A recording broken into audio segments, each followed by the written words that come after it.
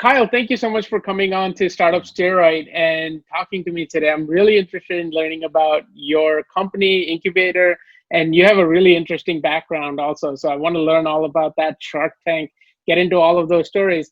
But first, start us up with your sort of your background. Your how did you sort of start your career? What was the initial motivation? That's actually a funny story. Years later, I actually thought I was going to be an entertainment attorney. I was going to be an attorney. So I had, since a young age, I'm going to be a lawyer, and I knew I wanted to get into entertainment. So that was my intent. At the age of 15, I actually ended up getting my first full-time job. I was raised by my grandmothers and my aunts. Unfortunately, my parents were never around, but don't feel sorry for me. I was surrounded by tons of love. And so at 15, I ended up getting a full-time job, even though they weren't supposed to hire me full-time. I actually told them I was 18. At night, working in a photo lab. So I would leave high school at 2:11, be to work at 3 o'clock, work till 11 at night. And then I got another job working at 4 p.m. till 12 at night in a photo lab doing photo prints for big companies like L'Oreal. And because back then, before Photoshop, you had to print everything to send it out to the press people.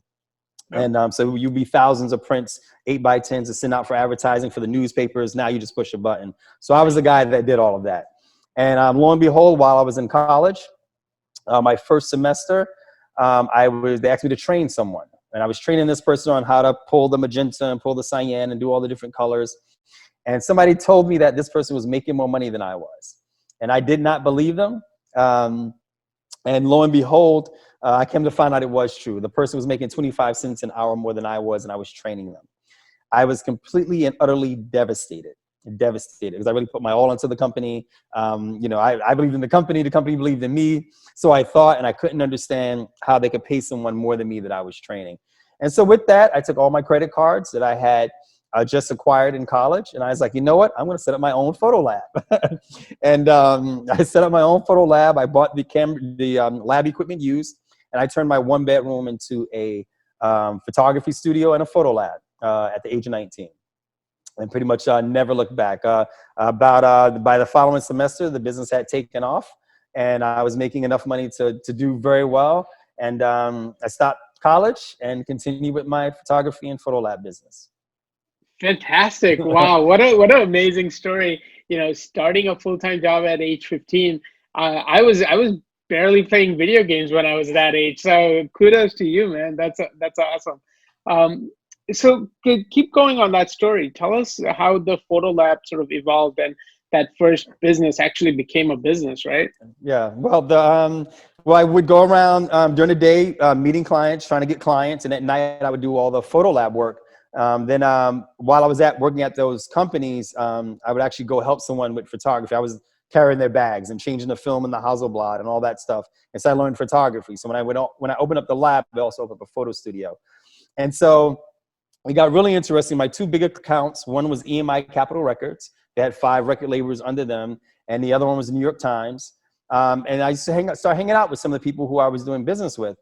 And I'll never forget hanging out one day. And like, yeah, the Dow was down the day, and so was the NASDAQ. And I'm like, somebody fell? Somebody fall? Like, what are they talking? Like, who are they talking about? You got to remember my background. I didn't grow up with that type of stuff, or that, right. I had no idea what the Dow Jones was. And so I started reading books in the stock market, reading books on understanding the stock market. And I started day trading over the stock online. Oh, wow. I'm actually in a book called It's All About the Money by Reverend Jesse Jackson Jr. About my trading stocks. And I ended up doing very well. And I bought my first loft, my first piece of property at the age of 24 in New York City on 25th Street and Park Avenue at 24 years old. That's how well I was doing.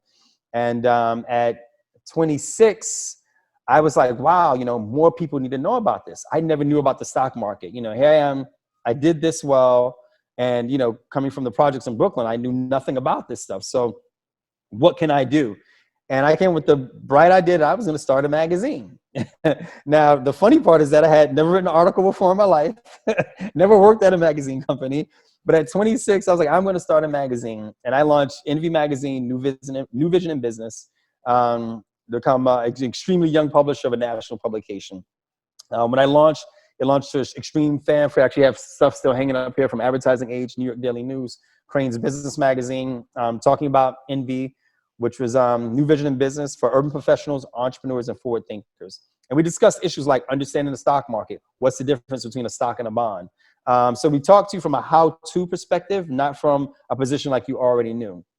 And I featured young urban professionals in business, mostly African-American. Then later on, we went into featuring people from the Latin culture as well. I've had celebrities on the cover, the whole cast of FUBU when they were doing billions of dollars, Master P, but it was always from a business perspective. So I remember one time we even had Missy Elliott on the cover. It was talk about her new Adidas line and how she inked that deal with Adidas.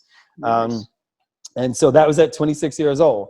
And we did extremely well, I want to say, for probably 15 years. And so the digital era started coming in, but some of our clients were Mercedes-Benz, Goldman Sachs actually was an advertiser at one point. Up until the end, Lexus was one of our advertisers. We did black tie galas, salute to urban professionals in business. Damon John actually used to host some of them from Shark Tank.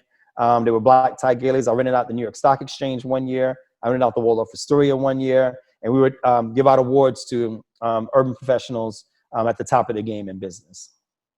And that kind of leads us to almost where we are today. After the digital age came in, it killed a lot of magazines, a lot of publications. Yeah. At my height, we probably had 37,000 subscribers. I had about 9 employees. That, of course, started dwindling down and down. And it just came a matter of, how are we going to survive? And I'm happy to say that today, with the Incubator, one of the persons that was still with me on Envy is still with me on the Incubator. It made that transition. Nice. But in trying to figure that out, I was taking a very hard look at what's successful.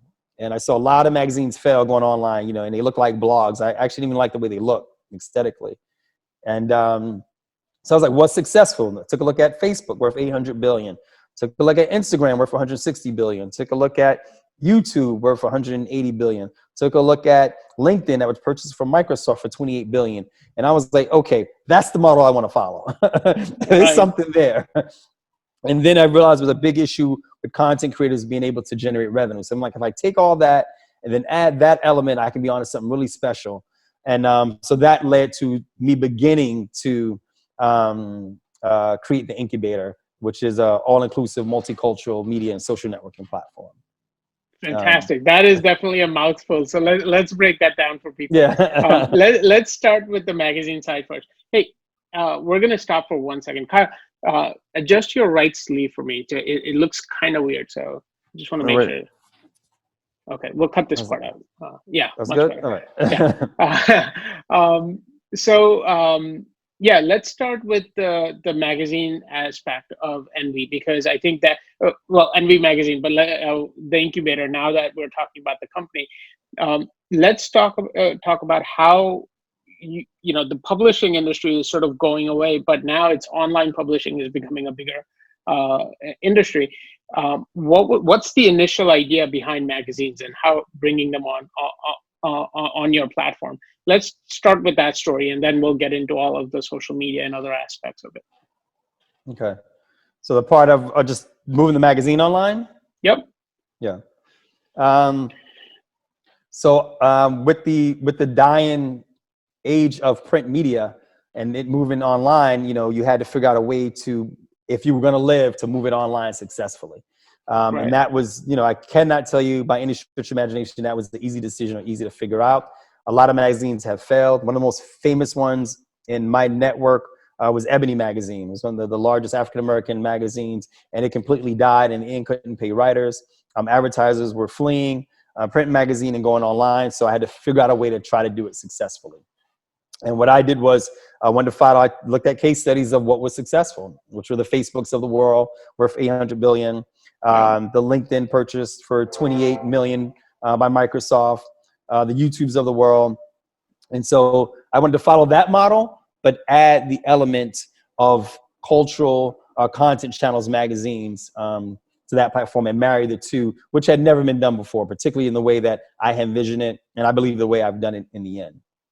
And also, focus on those underserved communities that are often ignored by mainstream media. Got it. Got it. So let's talk about Incubator. This project you've sort of been working on for about 2 years. The initial idea was to bring on those magazines onto your platform. Is that right? No, the actually the very, very first initial idea was to try to move Envy online. I was going to take this Okay. one magazine that I had and move it online. Right. And then, and so the initial one was actually a business social networking platform. That was my kind of my initial idea for African Americans. That was kind of my initial idea. And then I said, you know what? There is no political magazine for that's geared towards the African American audience. You know, it just doesn't exist. There was one years ago called Emerge, but again, gone, defunct. Yep. So there was nothing that existed in that space. So I was like, okay, let me go. um, Business magazine, political magazine, and lifestyle magazine. Let me do that and tie it all in with social networking. And let me start there. So that was the premise of trying to move the magazine online with just those three brands. And then that thought became a lot bigger just by, honestly, accident by my by my social network. And my friends who I hang out with, who I vacation with, who are extremely diverse. As I mentioned to you earlier, you know, I Yep. kind of hate to say this, but it's true. I'm a lot of people's only Black friend, you know. So a lot of my friends are Southeast Asian, they're Russian, they're Jewish. My good friend Matt Cohen, I actually vacation with his family. And I was like, wouldn't it be great if I could truly expand this and create cultural bridges from one culture to the next, all around content, community, social networking, and growing, not only intellectually, but as human beings all around social networking, something that had never been done before and not in this way, and definitely not targeting communities that are often ignored. So it went from those three to covering people from Southeast Asian cultures, from Asian culture, Latinx community, LGBTQ. I actually mentor someone who is disabled. Every year I take him for 2 weeks. He has cerebral palsy. I've been doing that since he was very young. His mother actually just wrote a book called Warrior Rising that was published by Penguin Books about me being a mentor along with 3 other men.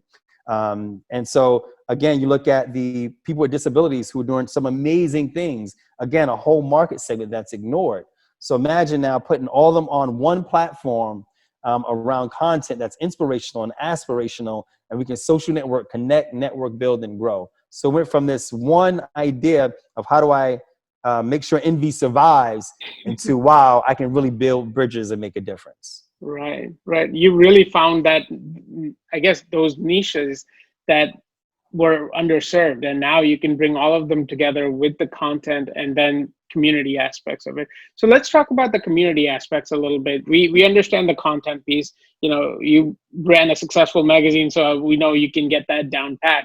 But now with the community aspect, you know, there's a lot of, we mentioned social platforms where you're commenting, chatting, sharing information. What describe that for the incubator? What does that piece look like? Well, you know, it's of course all we know social networking to be and more, because we added some amazing tools that, you know, we thought it could be even better. So of course you can push a button and write your own blog right there in the platform. If you want to create a discussion, you can push a button, open it up. You can create a discussion to live for just a day, 2 days, or indefinitely. You can invite your friends to participate in those discussions. Of course, you can post, go live. But one of my favorite features in the site is that you can empower someone. You can empower them, continue to create content that you love. I have a favorite comedian that I watch on another social networking platform, and, you know, he might have millions of followers and millions of views, but it's hard to monetize that. It's hard to truly monetize that. So I'm like, how can I come up with a way where we can empower one another, and these special content creators can truly monetize their following? So with that, you could empower somebody by just paying $1.99 a month for them to create exclusive content just for you that you love. And that also empowers them to keep making that content. Of that, they receive $1. So if they just get 1,000 empowerers, they now can make $1,000 a month just from tapping into their existing following audience. So we added some great tools for users built right into the platform, but all around great content, which is all around social network. And even from the content side, you know, some of the ideas as we move forward, of course, have people from the Asian culture, interview people from the Latinx culture, and people from Asian Inc. or Able Inc., interview people from the LGBTQ community. That way we can create these bridges, as we build these bridges, make sure they stay open and we can continue to cross over them so we can learn more about one another, connect, build, and grow, because we are so much more alike than we are different. And I don't think enough people really realize that. And it's kind of our fault because they never had a place to learn that. So the incubator is providing that platform. Fantastic. Fantastic. This is such a great cause and such a great sort of concept that you have. Now let's talk about the actual name Incubator and what the premise is, because I know that's sort of a near and dear to your heart also, and maybe we can go back and tie it in with your experience on Shark Tank.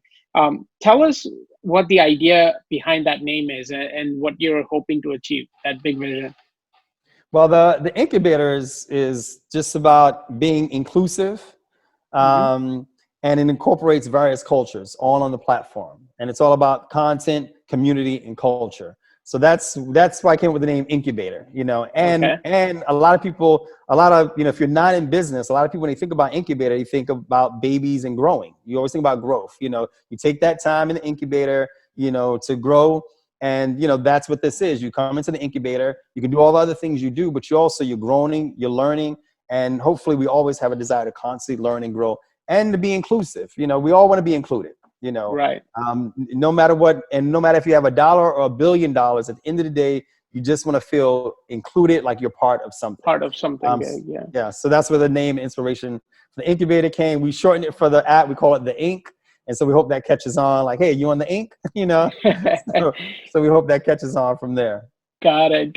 Yeah, that's fantastic. I was also thinking about the scholarship program I guess not scholarship, but the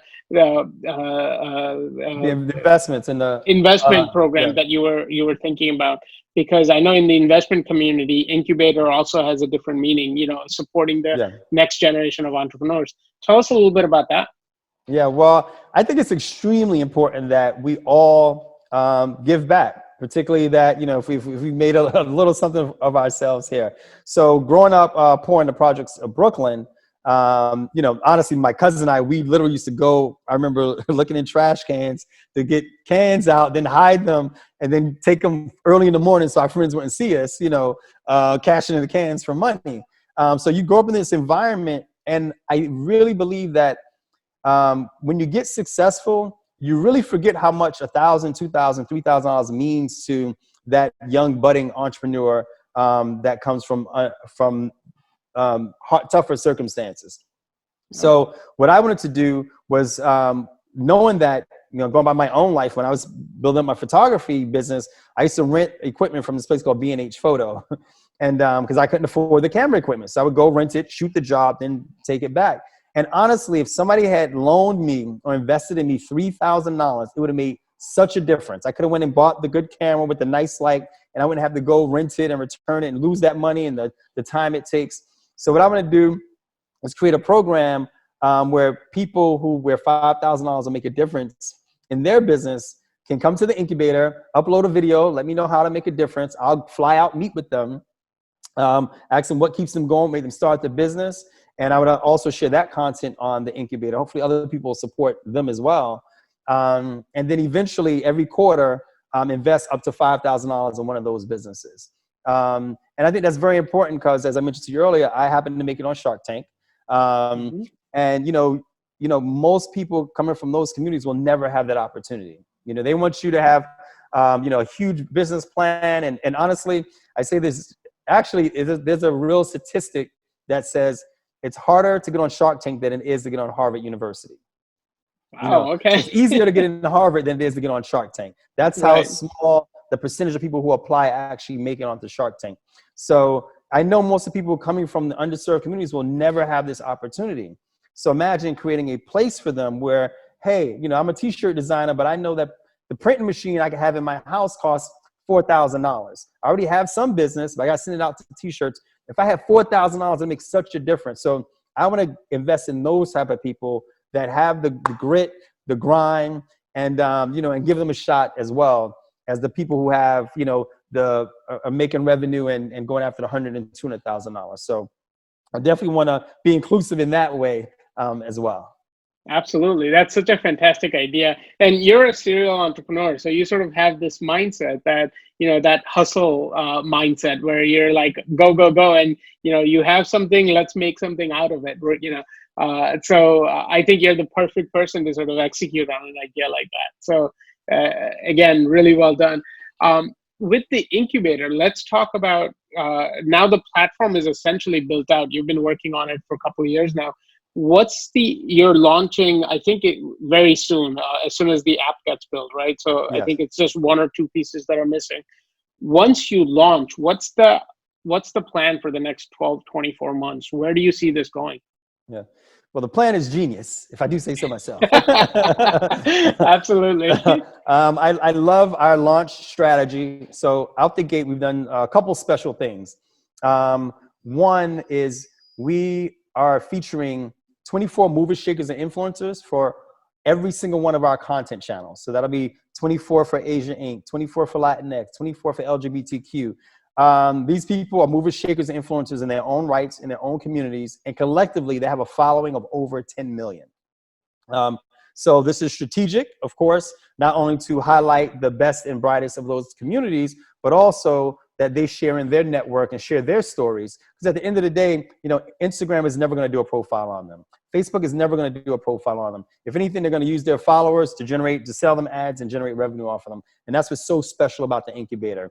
We have an opportunity to shine a light on people doing amazing things in these various cultures and tell their stories and tell their cultural stories. So that's something that'll continue. So that's our launch. So right at launch, we have that. We also have a deal in place with PR Newswire to release all our press releases nationally. We showed them the site. They loved it so much that they wanted a spot on the incubator to release their press releases into. So they'll be releasing them for the Latinx community, Asian Inc., and so forth. It'd be aggregated that way. But like I said, more importantly, all the press releases that we release nationally so the world will know about this amazing platform and the amazing people that we're featuring. And now we took that even a step further. We worked out deals with some content channels where we have influencers with millions of followers themselves that are constantly engaged that culture. So if they have 1 million followers, they'll ask, their people, who would you like to see on next month's cover of the incubator? What type of stories what's going on now? Who should we know about? Who would you like to nominate next year for the 2022 Movers, Shakers, and Influencer issue? So we'll have constant engagement in that way. And this will continue throughout the year. And this type of engagement you don't get on other platforms and have them celebrated in that way. Also, we're launching with 10 content channels. We would like to add more. Right now, we're looking to add a women's content channel. We speak to a few people. Again, we set in the bar to be involved with the content decisions. They already have to have an established following on other social networking platforms. So that kind of gives us a leg up, going in. And eventually, we're also taking a look at, and this might actually happen sooner than later, there are a lot of struggling magazines out there that kind of still exist and have a following. We would love to be able to plug them into the incubator, bring their following, and they can also coexist with all the other cultures and also build bridges, again, so we all connect, network, build, and grow. So this is a big continuation. Phase 2, I would love to add job posting inside the incubator, podcasts where people can upload their podcasts and download it and listen right on the incubator. And so those are some of the things we have planned for the future as it builds out. And you already have a video content strategy, right? Let's talk about that. You have free videos as well as promoted videos. So this way, the content creators can monetize right on the platform, right? Tell us a little bit about that. Yes. Well, that was a big problem. Although I will start to give some of the social platforms credit now. I think they're starting to take a closer look, but it's really egregious how they're basically using a lot of users' content and it's no way for them to really monetize it. So we really want to solve that problem on the incubator. So we created what we call Empower, where you can empower a content creator by paying as little as $1.99 a month. They'll get $1 of that. The incubator cut is 45 cents, and the other part goes towards banking transaction and Apple fees.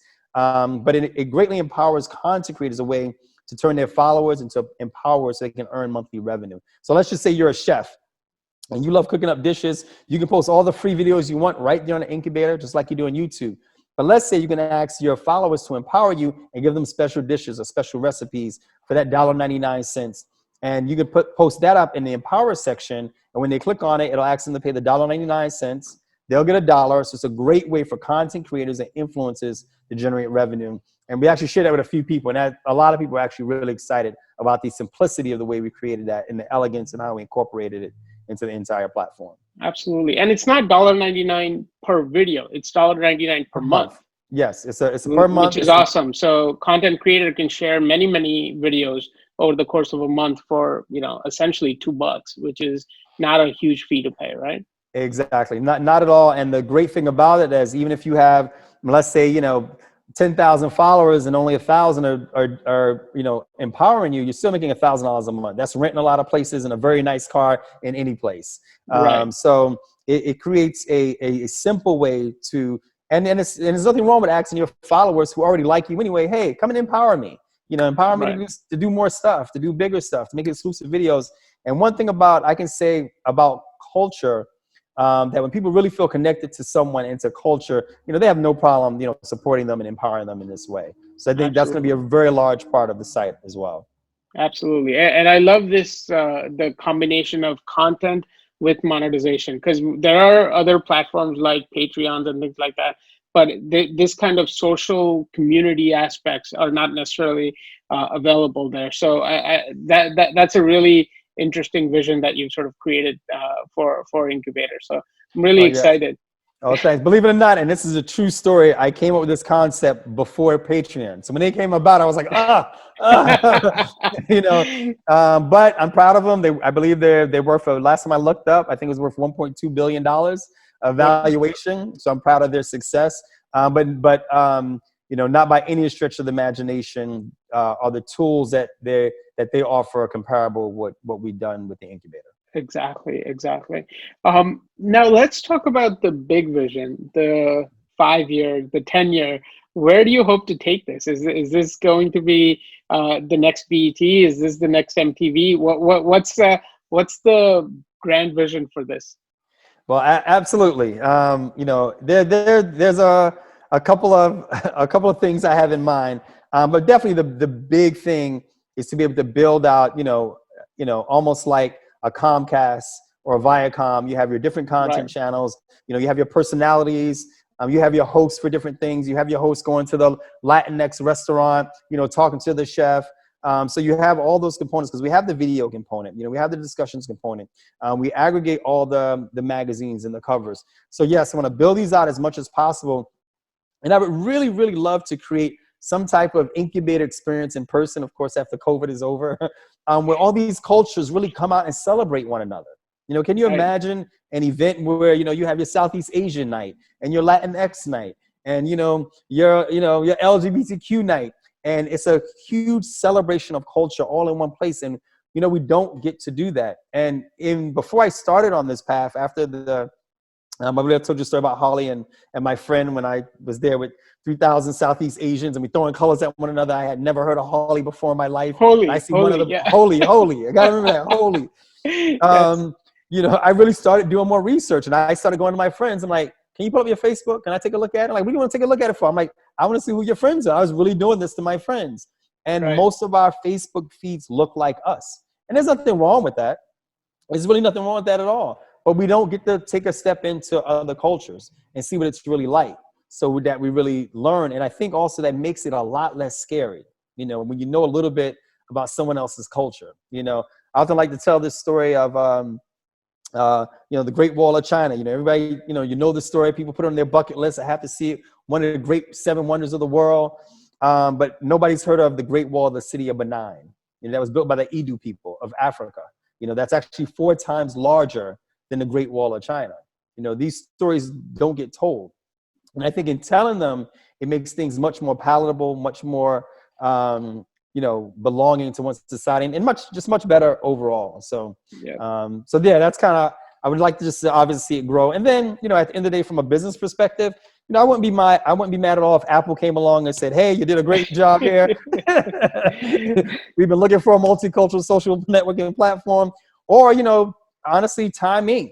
You have a lot of the publishers out there that, I think they should have been doing this a long time ago. I think we'd be perfect for anybody looking for an exit strategy. Those are extremely viable options for people that have that are in this space to continue to grow the platform.